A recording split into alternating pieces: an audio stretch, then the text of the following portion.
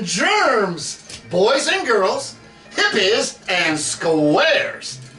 Come on return to the Perfumed Gardens, where the platters are flying and the grooves are crying to be heard. Ow! Hey, look out. If you are in any doubt, I am your Toastmaster General, Rik Strange, back at it again for today. Oh, so the launch pad for today is loaded. He said loaded. Oh boy, last night. And ready for blast off? Oh yeah, we are ready for blast off. Let's begin with a hippity old fedora to my brother from another mother, Mr. Stoner himself. Hey, Stone. This act would change its DNA from garagers to an outrageous art rocker, alienating smash-up of sights and sounds way down the road. In other words, they morphed big time from whence they came. This tune trip out of boredom into the void is called the Spiders. Now, they were from Arizona in 1965. They previously were called the Earwigs. I don't know what that's all about.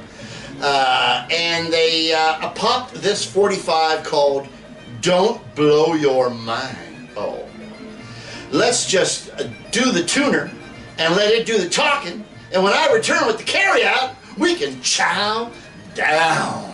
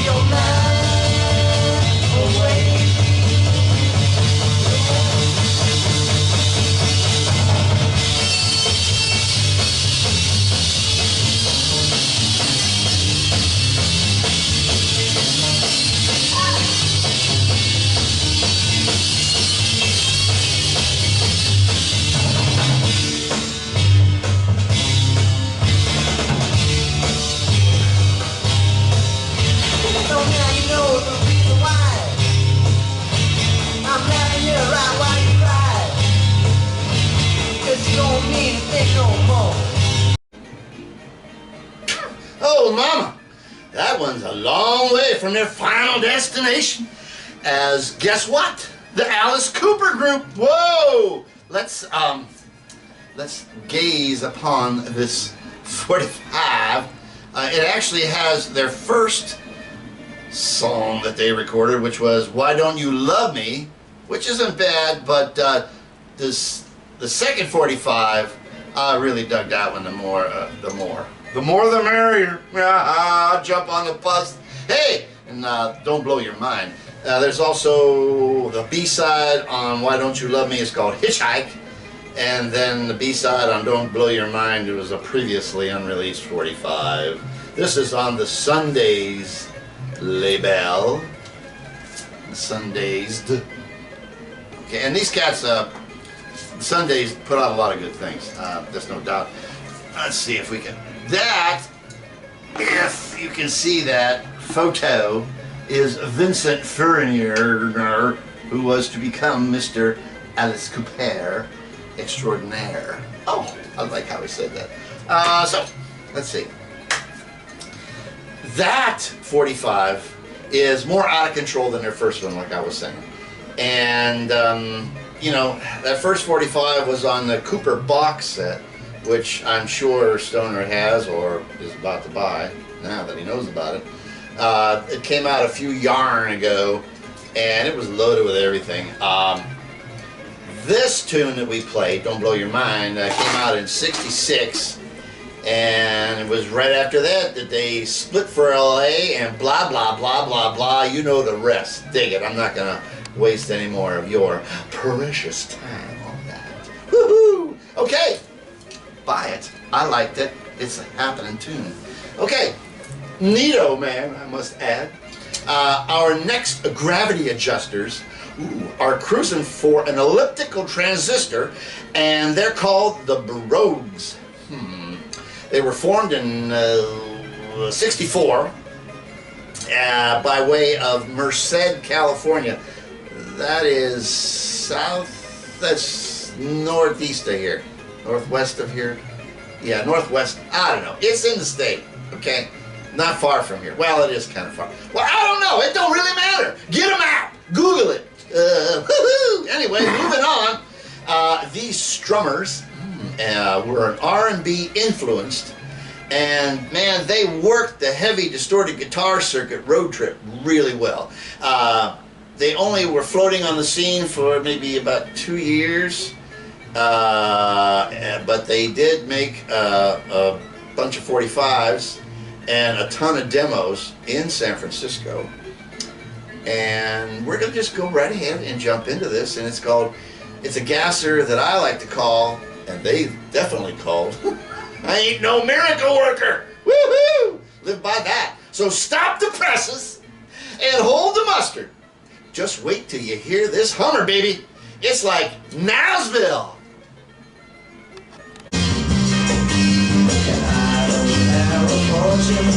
You know I sweat for each time I make, but I'm always just looking to get that love you bring. Every day I keep on trying to do my best for you, and trying to stay in love, baby. Well, tell me what would you have to do? I ain't no miracle worker. I do the best that I can.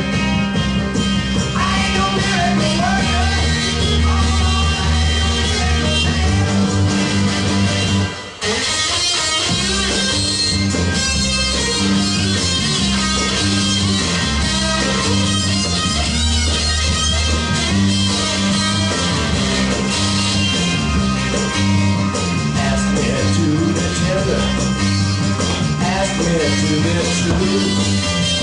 Ask me for all the love I have, and girl, I'll give it all to you. But girl, I just can't offer no story from romance. Oh, that's what you're looking for, baby. I tell ya, we just don't have a chance.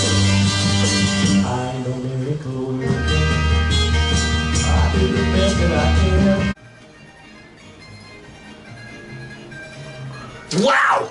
Man, that one works me over the old cheese grater. Hey, how this one never clicked beats the tar out of me. And that's a lot of beat. Woo! Anyway, we're going to look at the record that this came off of. This is a compilation called Mind Rockers.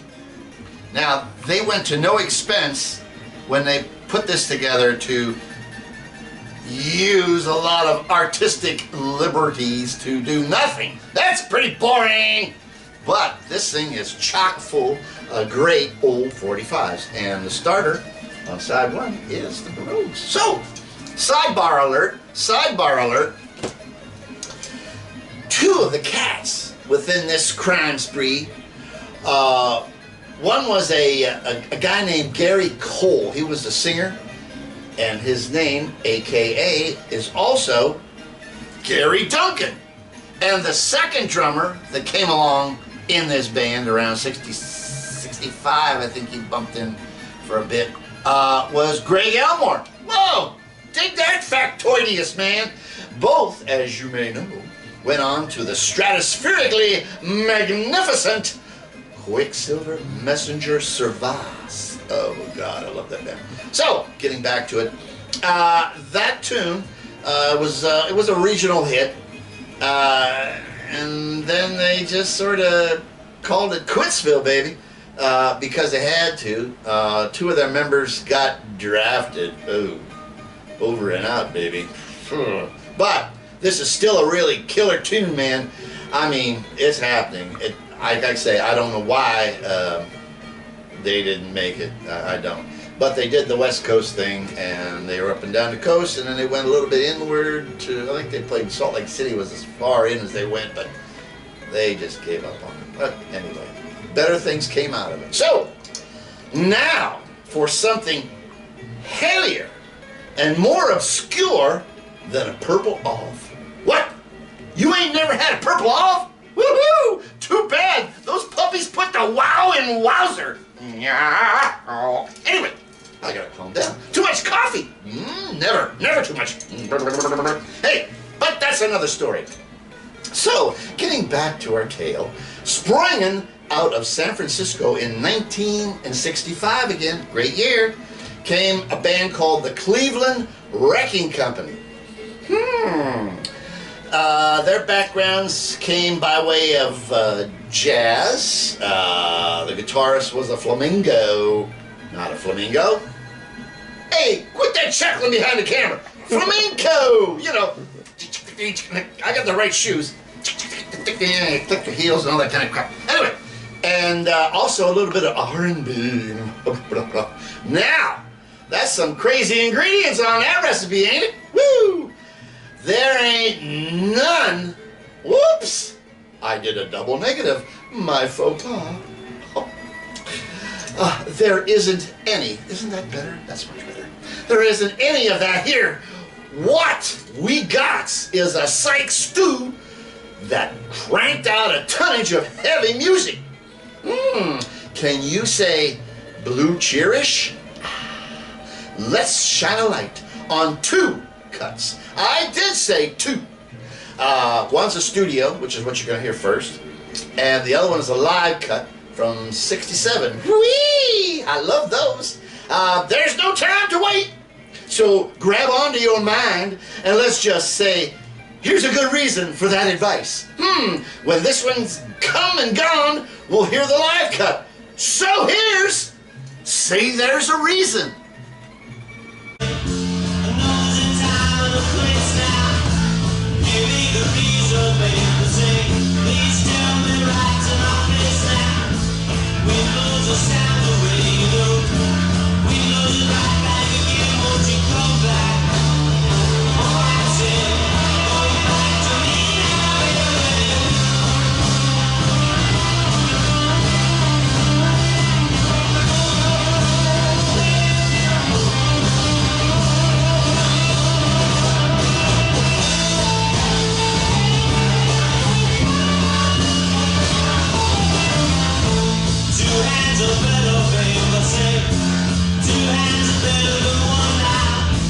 Don't you get anxious?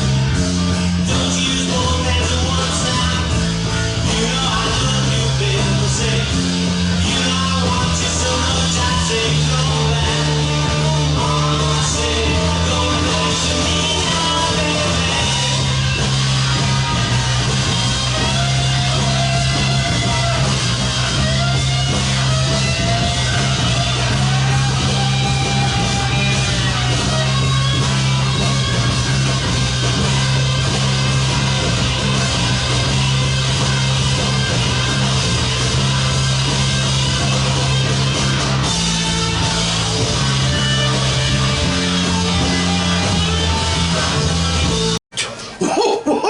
Jumpin' Jupiter, Sally Mae.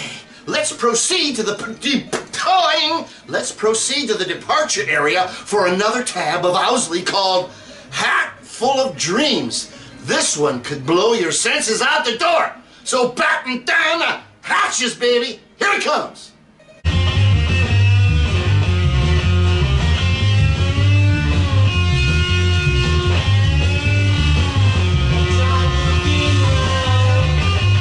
Someone else.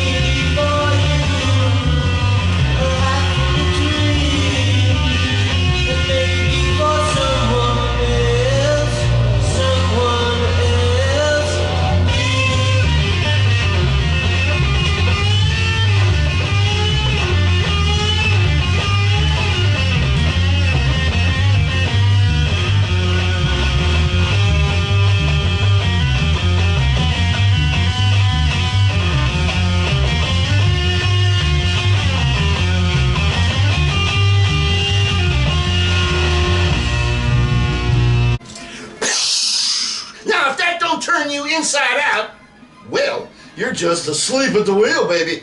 And I don't mean that country band either. Subtle remark there, you'd have to figure it out. Anyway, let's show this unofficial release, I must say.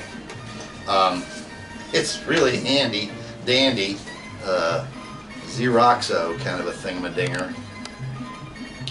Get into that, I don't see much of it. It was actually a, let's see, it was a 4-piece band. They actually had 2 drummers in their latter days, and they're taking credit for the fact that they maybe even beat the Dead to that one, which is a cool concept that they had 2 drummers. Anyway, let's talk about this. It's an unofficial release on the Roratorio label, wherever that's at, I don't know. But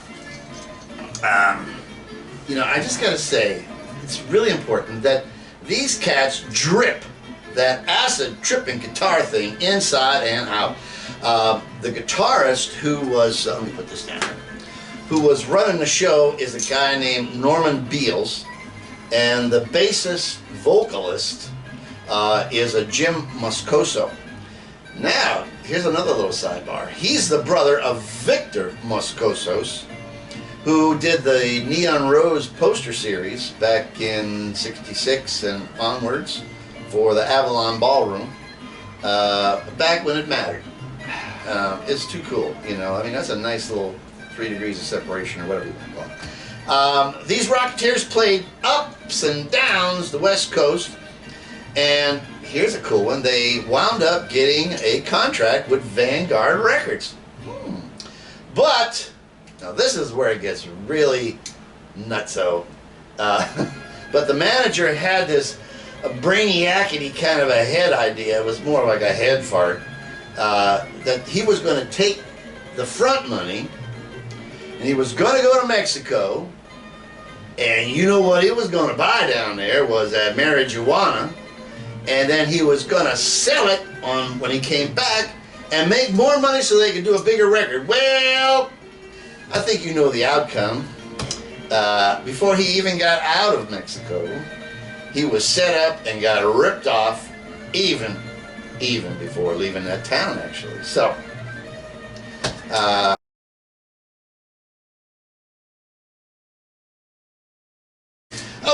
we're back. We were, excuse me for us being so rudely interrupted. The camera decided it was going to do its own thing. You know, we've been, this little sidebar, we've been sort of working with production values again, and, well, you know, for what they are. Anyway, like I was saying, he got bounced before he even left that town in Mexico, and the money's gone, and the dope's gone, and the only dope that came back was the idiot that took the money down there in the first place. Anyway, forget it. The real bummer here is that the only recording that has survived is this particular 45. That the first cut I played you actually made it into the studio, and it was a complete produced piece. The second one is from, they're not sure if it's from the Avalon or the Fillmore, but was recorded in '67. I know that they went to LA and they laid down a bunch of tracks, but those got lost somewhere. I don't know, maybe in that big fire they had down there. Who knows? Anyway, so sad, too bad. Anyway, this is so affordable. There's no reason you shouldn't try to get it, because it's worth it. I mean, even if you just play it in a loop, there's some cool stuff going on here. You know, the fact that this is the only thing to survive really makes these cats true lost treasures. Seriously. So before we do the ear backdrop and you split for today, I have a message for a master gardener, the master gardener, Mr. Topper. I want to tell you, Top, once again, thank you so much for the material you sent me. The CDs are killer, and the record is outstanding. Nat is just an unbelievable man. I am working on an episode just to talk about that man and what a great blues cat he was. I've been burning that LP up on my turntable. I just gotta put something together that gives him a worthy spotlight. You dig? I know you do. Man, he is the master of the coal field blues, baby. Well, moving along. What we've been riding along to today has been a thing called a Colo Party #1 by Joe Marlichik and his orchestra. Now, these are tambourine players, and if you don't know what a tambourine is, I think you better Google that instrument. It's pretty far out. And also, I'm showing this because it's like a thread that was running around about records that nobody else has got. Hey, top this one, you guys! Anyway, them playing this record for another really important reason. It's all because of my mother unit, who is from this planet, and she is Croatian. She loves this stuff, and she loves, get this, early Rolling Stones, like the first 5-6 albums. I mean, how cool can you get? My mother is very cool, very cool. So, to all you gardeners, I say hail and farewell till the next episode. And thanks to the new subs, and especially to you all for coming back to the gardens every time. Little tidbit here, don't forget, you are loved around here. Maybe you need to go kiss your mom and give her a big hug if you can, or if she'll let you. Anyway, we love you. We're always thinking about you. Comments are cool. I can stand comments. Don't troll me, or whatever they call that. But even if you do, so what? But thanks for the subscribers, and thanks for dropping in. And as I always say, till the twain shall meet, we are all one. Peace.